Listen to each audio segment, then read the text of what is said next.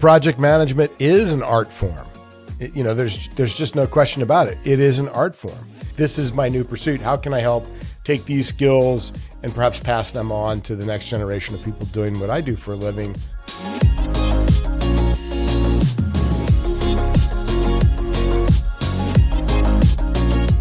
Hi, everybody. This is Projectified. I'm Steve Hendershot. International Project Management Day is on the 6th of November, so let's celebrate by having project leaders explain how they're using their skills to bring some joy into the world. I'm joined by two project leaders with really fun jobs. We've got Liliana Gómez Castrejón, a project manager at the Lego Group in Herning, Denmark, and Jim Digby, a project manager and tour and production director at Showmakers in Philadelphia, which produces events around the world. He's toured with acts like Linkin Park, Genesis, and Avril Lavigne. Both Lily and Jim have PMI's PMP certification. Lily and Jim, thanks for joining us. Thanks for having us, Steve. Thank you for inviting us. All right. I want to start by finding out how both of you got into project management and specifically into these really fun corners of project management. Lily, let's start with you. Okay.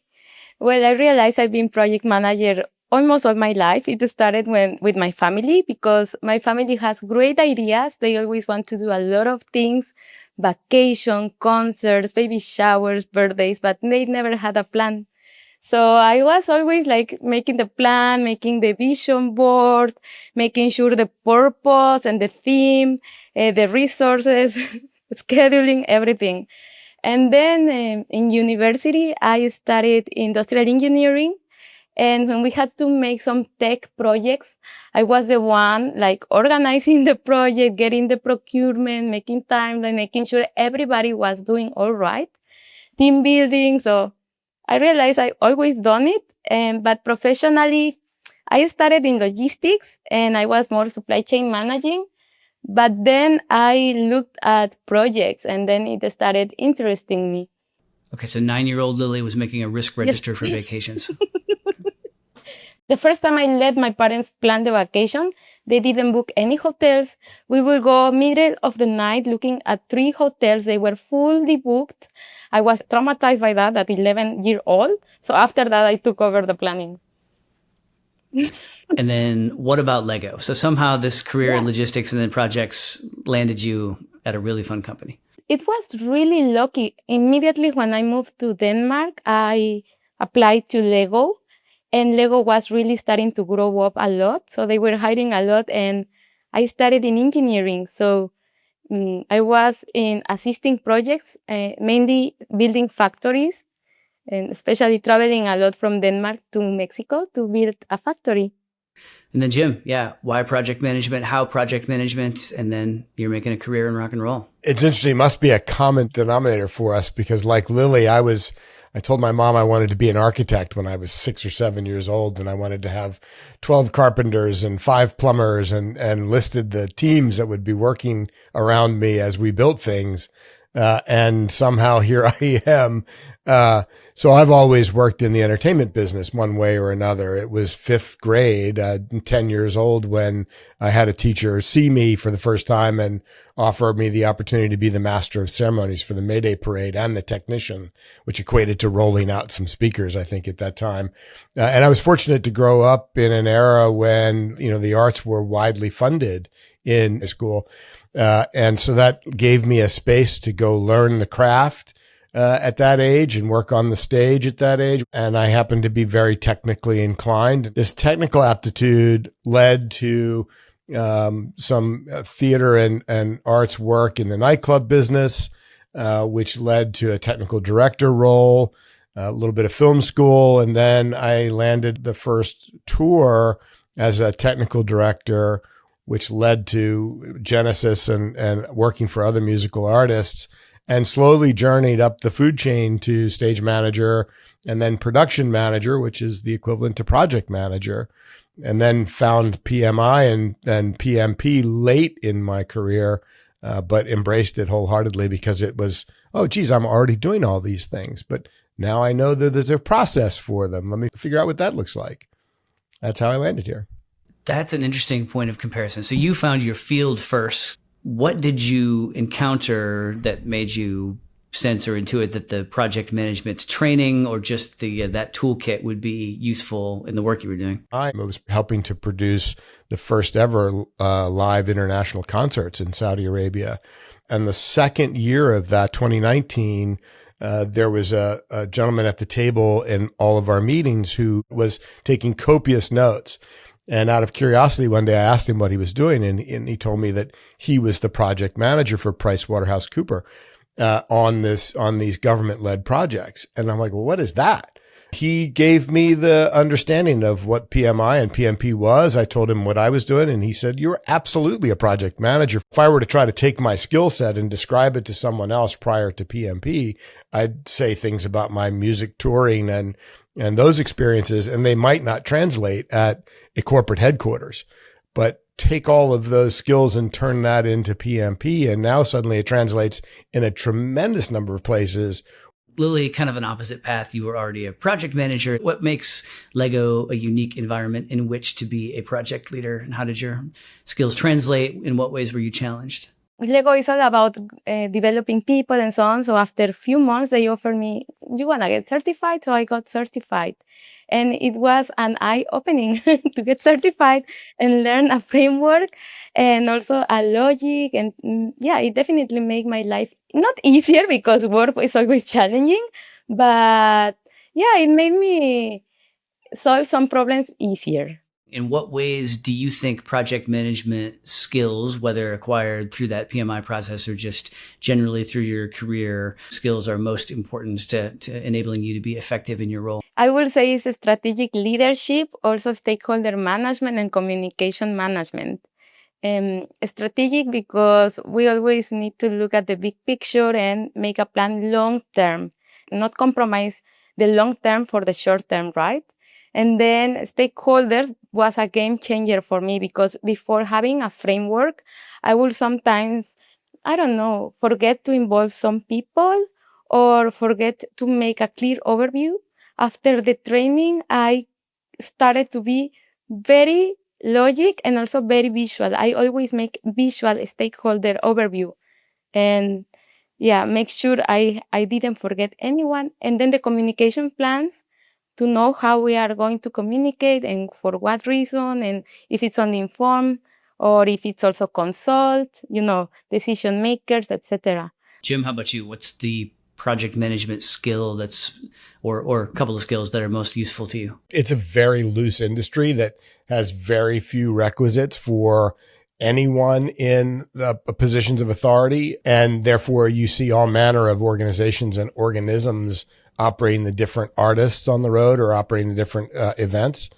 But I find that stakeholder management and comms management have been significantly helpful for me. We hire a wide variety of human types and we say, hey, today you're the carpenter or whatever the role might be.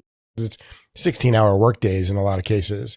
So that scope document and being able to help people understand what's expected of them and how to measure their own success and giving them North Stars has become a super helpful tool from the toolbox of PMI for sure. That's a great segue into the next topic I wanted to broach, which is a challenge that you faced that was significant, and what the solution was, how PM discipline enabled you to get there. One of the greatest tools that I use consistently and sometimes forget to use is, as Lily said, it's stakeholder management and the responsibility not just to manage the stakeholders down the ladder from you, but also to manage the management stakeholders and those up the ladder from you so that everyone has the information necessary to be a part of the project decisions and who needs to be a part of those project decisions. Having a framework for that, which didn't exist prior to my journey with PMI, having a framework for that has helped me to be more diligent and respectful and conscious that I have a need to pass information both up and down the food chain. And that has led to easier days. Yeah, great.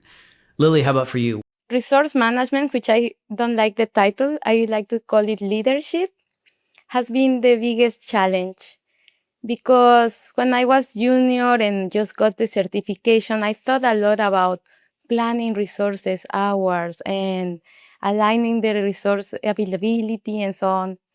And also my leadership style, especially when I started first in engineering, I wanted to fit the traditional leadership styles that are more traditionally male characteristic oriented. And I didn't feel natural. I didn't feel strong in that. With the years, I decided to embrace more my authentic self, my leadership style, and it is very caring, very personal. And for me, it's important that everybody feels good. Trust is my main pillar, and that everybody plays and have fun, especially in my field of work. Well, our purpose is to create play experiences. So also when we work, I make sure we have fun and that we have opportunities for playing. Today I work in design, so I need to make sure that design teams are always inspired. It's not enough to have an organized project, organized, resources and so on. We also need to go on inspirational trips. We need to make sharing sessions with other design teams or even with other organizations. We need to think out of the box and to play. And sometimes when the teams are stuck, we just need to go for a walk and talk, and have a little play and get out of the office. So when I think Lego, first I think colorful and fun and playful and creative, but also it's a company that has been around for many, many decades and probably had some ways of doing things. So when you did get in there and decide, that no, it's time for a little Lily personality and vision and spark to come in, was there any friction there? What did that look like to sort of make that change happen? It depends from team to team. So where I struggle more is in the operational teams. It was a bit of a struggle because there is a way to make things. And now that I work in design, they are more risk-taking, but also because we create trust, right? What has made a shift in the Lily style, as you call it, is always opening up for opportunities. We follow in the design disciplines is a diamond, diverge, converge. And that is very, very important in our processes. You're working with creatives and just your own personal embrace of creativity. How does that affect the way that you lead both these particular teams and your philosophy on and approach to project management generally? I do project management with the scope, cost, quality, all the PMI framework. I need to do it, but the magic is to make it invisible because maybe it's not so interesting for the creative teams. And on top of that, I need to make sure that they are stimulated, that they have spaces for creativity, innovation. It would be super normal to see me running around preparing workshops with toys, with bricks, with different materials for inspiration or for some explorations that we want to do when we are opening up the funnel for innovation. I will also be organizing sharing sessions with other departments or with other external creative teams so we can share and learn and inspire each other. I think I'm going to bring Legos to the office. It sounds like a great opportunity to get people to remember to play. And it's such an important thing to remember. I think Lily and I share an interesting role as project managers in that we work in a space where the art form is collaborative. In my instance, you have the musicians, they write the music, they create the idea for what the sound is going to be. But then all of those supporting roles, of which mine is one, and in our case, there are 100 or more on tour with us. In all of those supporting roles, we are all collaborative artists that help to execute the vision along the way. I could go through the list of team members and their scopes and say, you are an artist to everyone on the team. The chef that cooks the food for us, the bus drivers, the truck drivers, every member of the team in our sense contributes to the delivery of the art. And I think it sounds like Lego does the same thing where everybody has a chance to have a voice and bring their vision to the table. And I think leading a team in that way where their artistic ideas see the light of day and then potentially get actioned if they're great, that too is an art form. And I think that's what good project managers are doing on a day-to-day basis.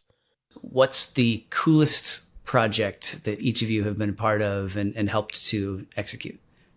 I'll wait for whoever's the most excited to talk about theirs to go first. Lily.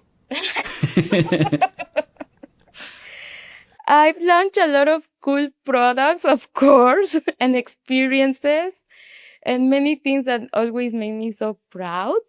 But of course, I will choose something that I like. And for me, fashion is so important. So I was very excited when I was project manager for an oil collaboration that we had with Adidas and Levi's. So when we engaged in a brand partnership to make fashion with Levi's, a lot of beanies, hoodies, and a denim jacket with Lego elements on it. And we made in-store activations. And also with Adidas, a lot of shoes. I have a collection, like 10 pairs of shoes, Adidas by Lego. So that for me, that was super cool because we had never done it before. And I really like going innovation. Mm-hmm. Things that we've never done, imagine the future, and then making it happen is very, very, very cool for me. Jim, how about you for a signature project? Building the Lego Death Star. No. There's this instant kind of gratification that comes on every show day when the house lights go out and the audience cheers and the band takes the stage. There's a joy in that, and I think the human that I've become thrives on that instant gratification. The world of live gives you that sense of completion. Coming full circle and bringing project management back to my most consistent client, Lincoln Park, who I've been with for 24 years now, and being able to use those resources to ensure that this chapter of their career journey operates as efficiently as possible and has the healthiest mindsets on the team, and everyone throughout the stakeholder chain, top to bottom, is feeling respected and seen, and their work is being able to be accomplished in a manner that satisfies themselves as well as the needs of the artist. I don't want to oversell it, but I'm blessed to have found the PMI and to have been able to stitch together something that I was chaotically doing prior to project management in a way that feels, oh, okay, now I understand why I'm doing what I'm doing. What makes each of you most proud to be a project manager? This could be impact, it could be team leadership, culture, take your pick, but what are you most proud of? What we're building is a healthy culture on tour. And that is a far cry from where the business has come from. And I'm most proud that in the case of this current project I'm on, we've got a third of the team is super young, under 30 years old. Some people are touring for the very first time. They're in environments that, are safe and healthy, and I believe they feel safe and secure. My RFPs go out to the vendors requesting, look, we are a safe environment for all types of humans. Please be creative and get us all types of humans. We do everything we can to demonstrate you are actually valued here. You are seen here. And in a lot of cases, it's the first time, they love the business, but this is the first camp they've ever been in that feels safe for them, and they're all growing. So as our team matures, it's super satisfying to see people spread their own wings and become a better version of themselves, or a more skilled version of themselves, and to see new opportunities open up for them and to see their confidence grow. That's, for me, the most satisfying part of it. I have two layers to this. On the personal side, I'm proud to create play opportunities, right? And professionally, my purpose is to connect with people and to create spaces of trust, psychological safety, and also forming innovative environments, making sure we create spaces where we connect with different functions, creating environments where we are a diverse teams coming together to create new ideas. I find that super stimulating, and I'm proud when we create ideas and we actually produce some innovation. Both of your jobs are so awesome. Thank you for walking us through both of them as we celebrate International Project Management Day. Yeah, Jim and Lily, thanks again so much for joining us. Thanks, Steve. It's been a pleasure. Thank you, Steve. Thanks for joining us. Like the episode? Subscribe to Projectified on your favorite podcast platform and leave us a rating or review. Your feedback matters a lot. It helps us get the support we need to continue making this show. And be sure to visit us online at pmi.org/podcast, where you'll find the full transcripts for episodes, as well as links to related content like useful tools and templates, the latest research reports, and more. See you next time.